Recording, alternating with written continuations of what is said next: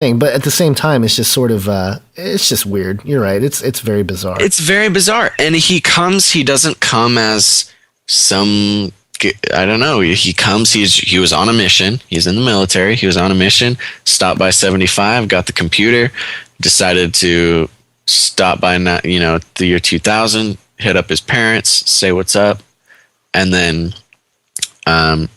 just start talking.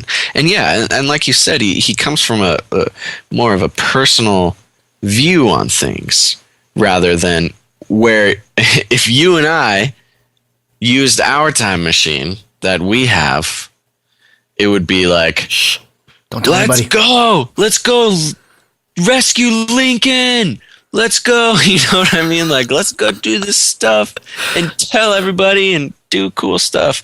And he's just like, oh no, yeah, I know I've had a really messed up life. I'm just here doing my job. Actually, I'm just going to go back here soon. Yeah. And he talks about this report that he's writing.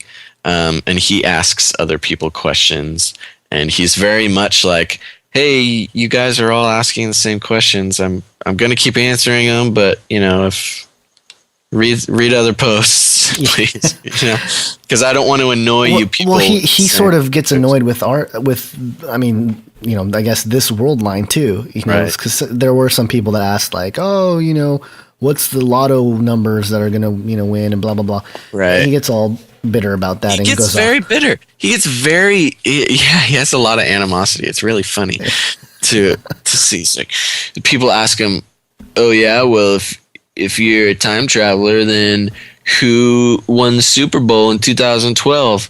He's like, I don't know. That's a stupid question, and you're stupid for asking it. You know what I mean? He does get really upset. I think he has some really choice words for people in our time period. I don't have it right in front of me, but no, he does. He absolutely does. He's not very impressed with us at all. No. But let's talk about, I don't know. Let's talk about God a little bit here. I'm down with that. I'm okay with that. I could literally talk about this guy forever. Just saying, I don't know, talking about him to you guys out there listening. But okay, so let's actually cover our bases here as far as if this is true. And obviously there's a lot of holes, and we didn't even bring up some of the holes that are sort of in the story, and sort of there's all sorts of bizarre stuff with a lawyer that is protecting the mom, and I mean we can get into all that, but like you said, Basil, we can talk about this guy all right. No, we totally could. And there's so much you can read through the website yourself, and again, this is why we created the forum, by the way, little plug there for the forum. Bring some of these things up. There's a lot to talk about this guy, and a lot of speculation that can be done. But as stewards, if we will, what would be the implications of our faith if this guy is telling the truth, if this multiple dimension is real, if time travel is possible, and all these things? I mean, if this story is totally true, then what does it mean for us? Right. And what does it mean for the I love that question. Truth. Right. I love that question, because the answer thing, to me, the answer is absolutely nothing. It's almost like, what is it? It's almost like the evolution thing. Yeah. Where people say, okay, well, if evolution is true, if it is absolutely 100% true, or if it is, true in some sense, what does that mean? Doesn't that just destroy your faith in Jesus? No, not a single bit. It has nothing to do with what Jesus came to do for us. Multiple universes has nothing to do with Jesus dying on the cross, and it has nothing to do with anything. I mean, it's there. If that is true, then I feel sorry for some of, the other me's in what's called the super universe, making less agreeable decisions. But where I'm standing now, it makes no difference whether the John Titor story is true or not. I would almost want it to be true. I almost want this whole multiple universe thing to be. us living. Right. Just that it would just make me so much more grateful for what I have now. And, and being, I lost my train of thought. Yeah. Anyways, it means nothing. Well, yeah. To me. What does it mean to you? It would completely change my life. No. I think everything you've ever everything known. I've ever known up until this point will be completely shattered. No, being someone probably like yourself that watched, that loved the movie Back to the Future and right. and all this stuff, I don't think it changes anything, because really, when it comes down to, we're talking about God here. We're talking about the creator of the universe, the one who authored life, the one who authored our minds, the ability to rationalize, the ability to understand the world around us, and the ability to send a 1967 Chevrolet exactly through time with the dirt still under the tires. But here's the thing: even if it is true, we are still working under the confines of the universe that was created by God. Right. And in that sense, we're not going to surprise God by time traveling. I mean, right. Who knows? Maybe the whole concept of time travel and actually the reality of time travel is sort of woven into how things are going to play out. And we just, maybe it is in the Bible in one way that we don't understand at this right. point in time, but maybe there's a way that things will be clearer in the future. But yeah, it doesn't really change, because again, I alluded to this earlier, but we can only be responsible for the timeline or whatever that we're in now.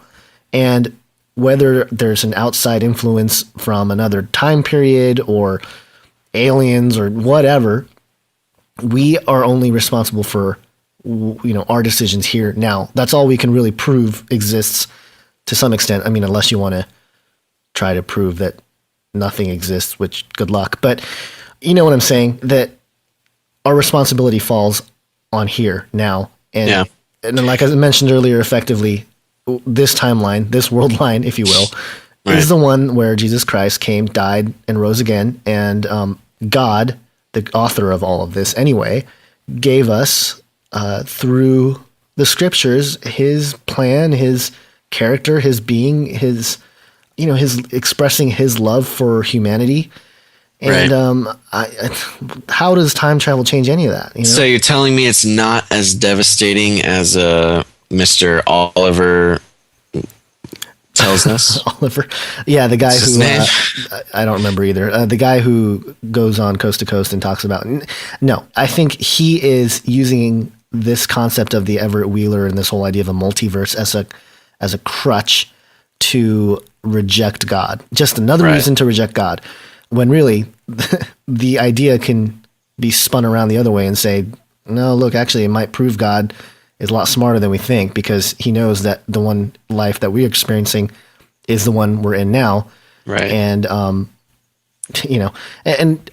interestingly, let me just bring this up real quick, how John Titor talked about how he believes the soul of a human is sort of the collective being of who we are, regardless of which timeline you're in.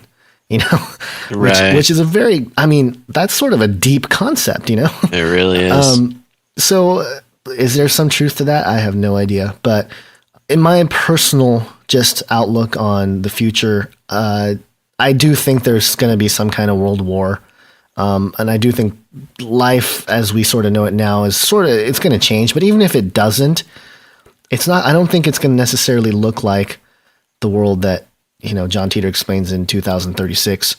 I mean, I have no proof of that, but right. my whole vision or trajectory of the future is more along the lines of great technological advancement, but not to the point where we're necessarily time traveling to this level, or at least not publicly.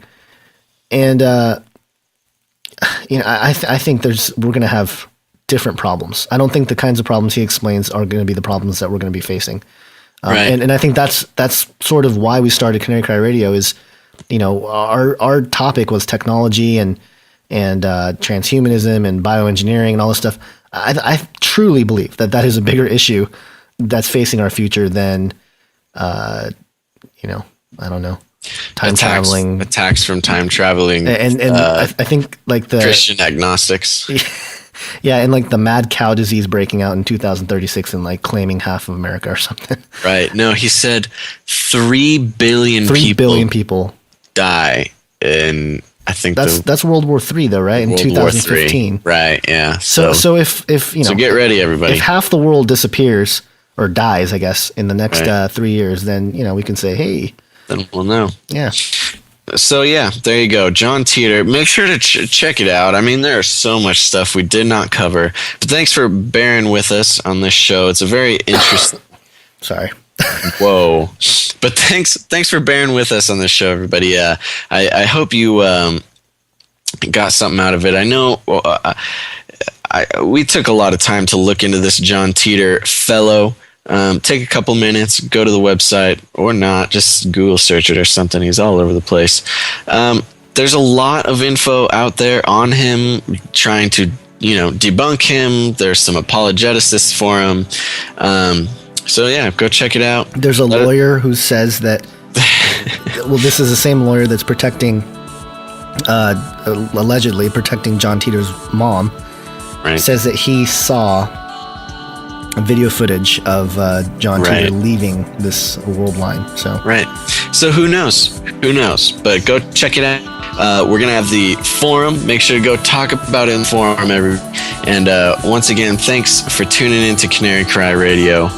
And as always, think outside the cage. Thank you for listening to this episode of Canary Cry Radio. The show notes for this episode and many others are available at canarycryradio.com. Make sure to connect and like our Facebook page at facebook.com/canarycryradio. Follow us on Twitter at Canary Cry Radio. If you would like to share the show in video format, you can find us on YouTube by searching Canary Cry Radio. Review us on iTunes with 5 stars and give us a thumbs up on stumbleupon.com. We would like to thank those of you who have given us your support, prayers, and donations. If you would like to join us and support Canary Cry Radio financially, you could do so by visiting canarycryradio.com and clicking the support tab. Thanks again for listening, and until next time, remember to think outside the cage.